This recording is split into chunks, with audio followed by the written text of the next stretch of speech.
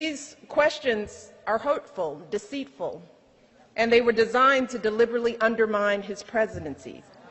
And I want to remind people, these are questions that cannot be blamed on others.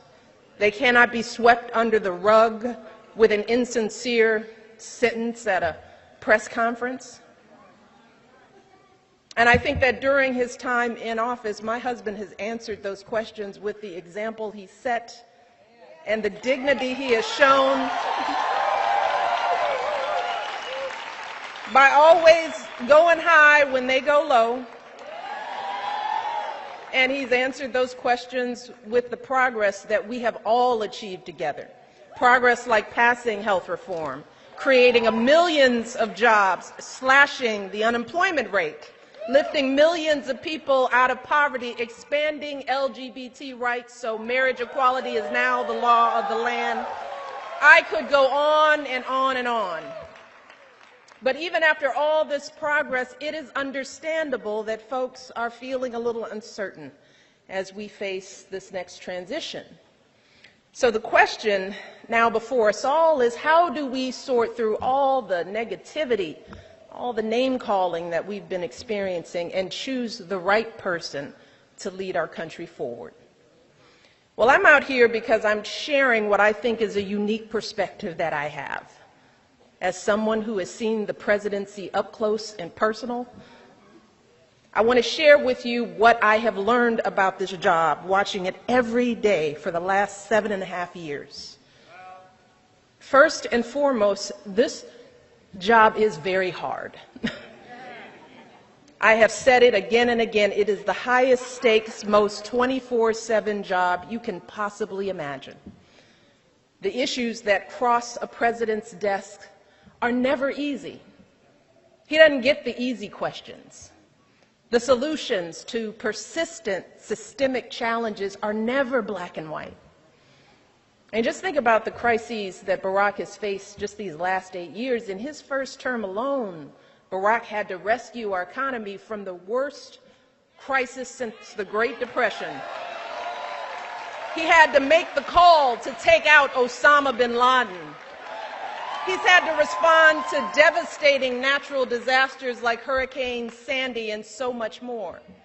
So when it comes to the qualifications that we should demand of our president, to start with, we need someone who will take the job seriously. And that means we need someone who will actually study and prepare so that they understand the issues better than anyone else on their team.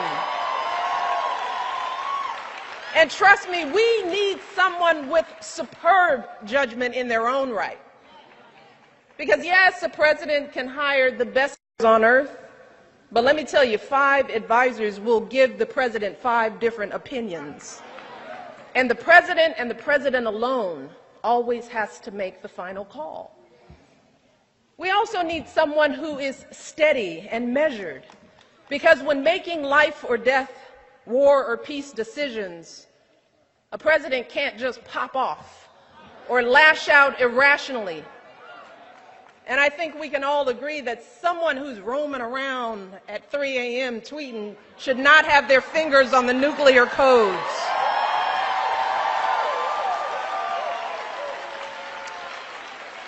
We need someone who's honest and plays by the rules. Because not paying taxes for years and years while the rest of us pay our fair share doesn't make you smarter than the rest of us. No, we need a president who will choose to do what's best for the country, even when it doesn't personally benefit them.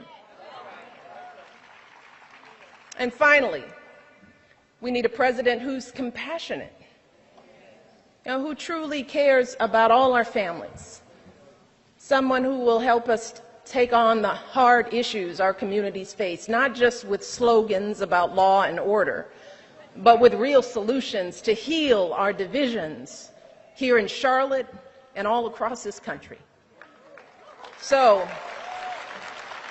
at the end of the day, as I've said again and again, the presidency doesn't change who you are. It reveals who you are. And the same is true of a presidential campaign.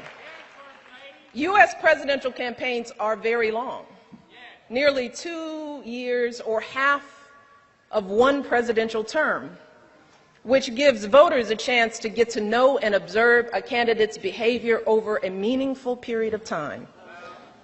So, if a candidate traffics in prejudice, fear, and lies on the campaign trail, if a candidate mocks people with disabilities or folks who are sick, if a candidate implies that veterans who serve our country so bravely are somehow weak because they're dealing with the wounds of war, if a candidate regularly demeans and humiliates women, making cruel and insulting comments about our bodies, criticizing how we look, how we act,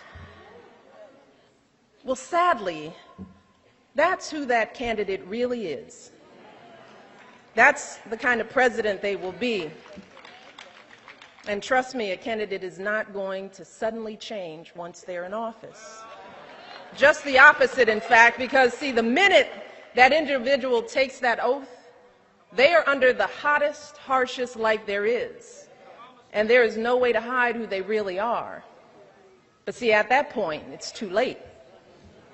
They're the leader of the world's largest economy, the commander-in-chief of the most powerful military force on earth. With every word they utter, they can start wars, crash markets, fundamentally change the course of our planet. So who in this election is truly ready for this job?